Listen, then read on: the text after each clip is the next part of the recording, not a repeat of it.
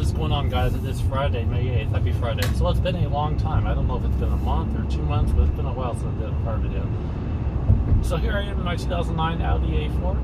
I just went to go fill up with gas, put air in my tire. I had my tire pressure warning light just come on, so I went to go put air in it, just kind of take care of a few things. In terms of maintenance with the vehicles on the Audi, I recently changed the battery. It uses a really large industrial size battery, kind of like the types of batteries that are on like the big diesel trucks, which I'm used to dealing with because I used to work for a diesel truck company.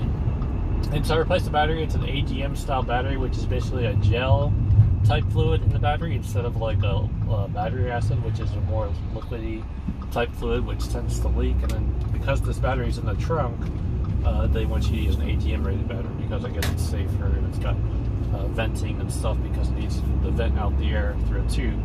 And then you do have to program the battery on Audis because Audi has a battery management system that basically requires you to program and tell the computer that it's got a new battery, otherwise it won't fully charge the battery.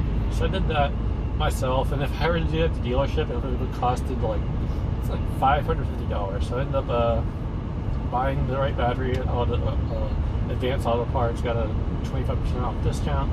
So I spent about $186, and I had a cord charge, which I got back, a $25 cord for the old battery, and so it was a good deal. It was really easy, really simple, and quick, and a lot better than spending $500 at a dealership. So I did that.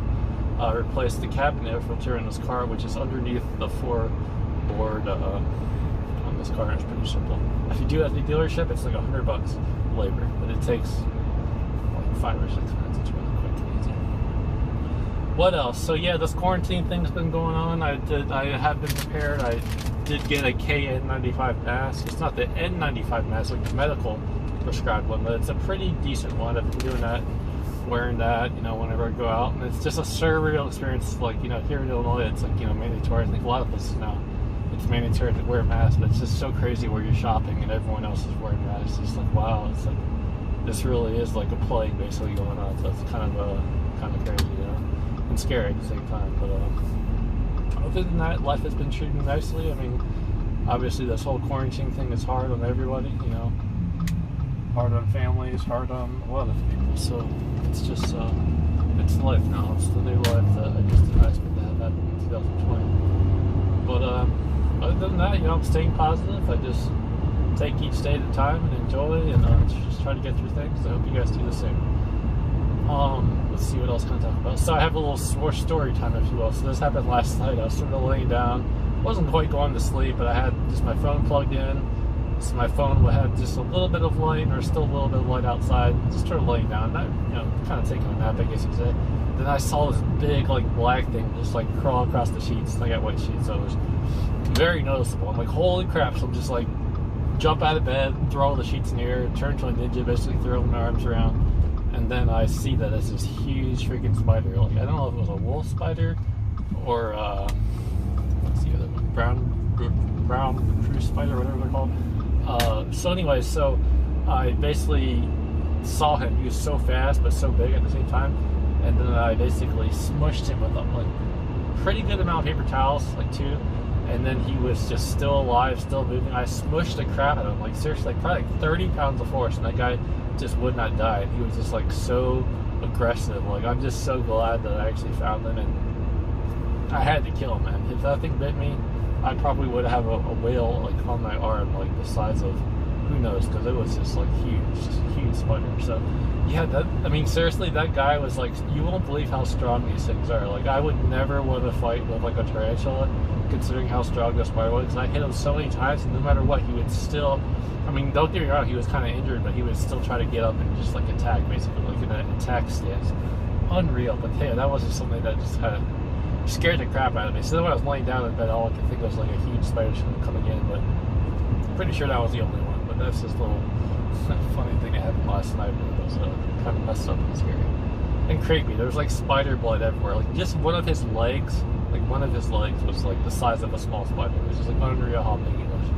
Probably the biggest indoor house spider I've ever seen. This is the type of spiders that where if you're walking out in the woods, you see those huge webs, you see one of those big spiders, whether it be a banana spider or whatever they're called.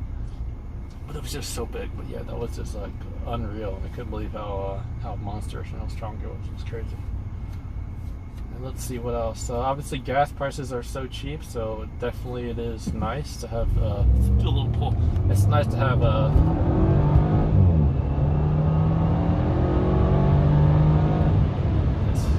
it's nice to have the gas a lot cheaper than it is usual. So doing a few pulls here and there is really no big deal now. So because I got the money for the gas, I guess you can say.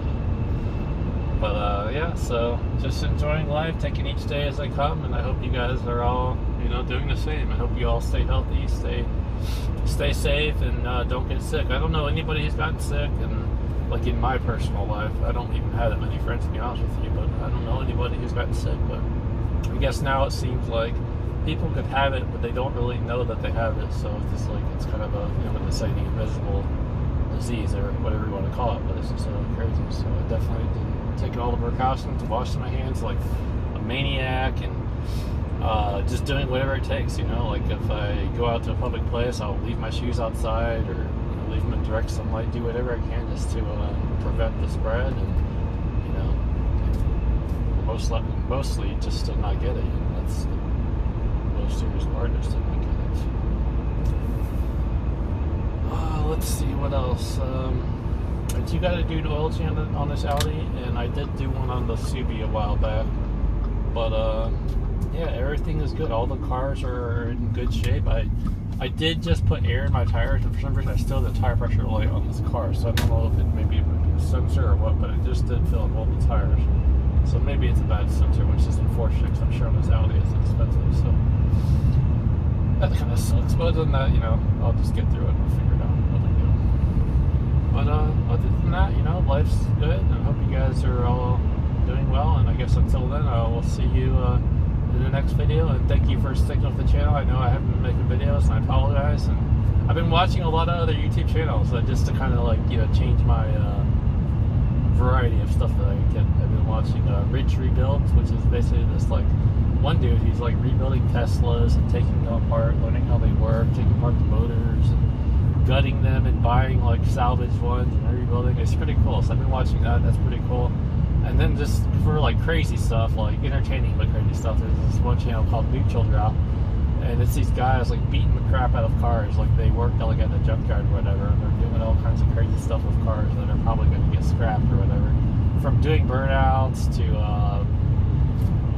cars tied to each other, doing a tug of war, to taking a car and opening up the engine oil cap and then putting things like BBs and ant killer and anything you can think, booze, laundry soap, all kinds of crazy stuff, putting it into the car. It's just ridiculous what they're doing, and it's amazing how long some of these cars survive all this abuse. I've been watching that just for the entertainment, and it's kind of funny. They're all from New York, so they have a really heavy New York accent. It's pretty entertaining. So do check that out, and check out Rich Rebuilds if you want to check out something with Teslas or something a little bit different. And I've always been watching Last Human's Garage. I know a lot of people know him with his WRX videos, and I still watch, and I know he's kind of going back and forth by thinking about getting rid of the Volkswagen and going back to the WRX. And then I guess he made another video saying that he was just going to stick with the Volkswagen, but I guess we'll see what happens. He seems to be an indecisive person, and I am too. There's nothing wrong with that, but I guess it's kind of limiting in his head. At the same time, he's going to just basically be starting all over again, so it's just hard to say. But yeah, I've been watching him too, and just kind of staying low-key, if you will, And I miss making videos. I miss doing pulls and going full throttle right now.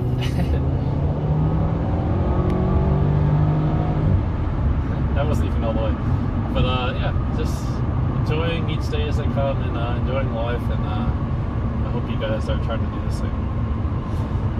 So I guess that's about it. So until then, thank you for watching. I appreciate all the support, and if you got any questions or comments, feel free to leave me some, and I'll be glad to respond. So until then, take care, see you guys soon, and peace out, and enjoy, and hopefully things get better, and things can return to normal.